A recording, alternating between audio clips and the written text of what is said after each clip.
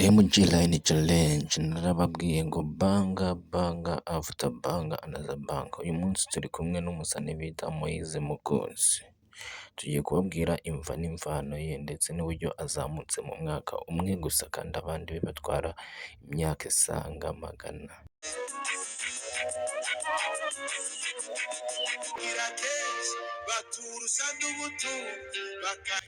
Uyu Moise Mukunzi ni umusore w'imyaka isaga 20.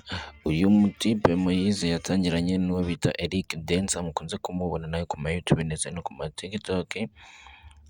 Uyu musore tureba hano kuri kamera uri mu mazi, uyu musore yazamutse muri uyu mwaka wa 2024. Ni ukuvuga ngo uyu musore mbere 2023 yakoranaga n'uyu Eric Denza, nuko uyu musore aza kwigira inama yo gufungura TikTok ye, ariko ubu ngubu uyu musore ameze kugira followers benshi cyane ku rubuga rwa TikTok mu mwaka umwe. Uyu musore ni ukuvuga ngo ku rubuga rwa TikTok ameze kugira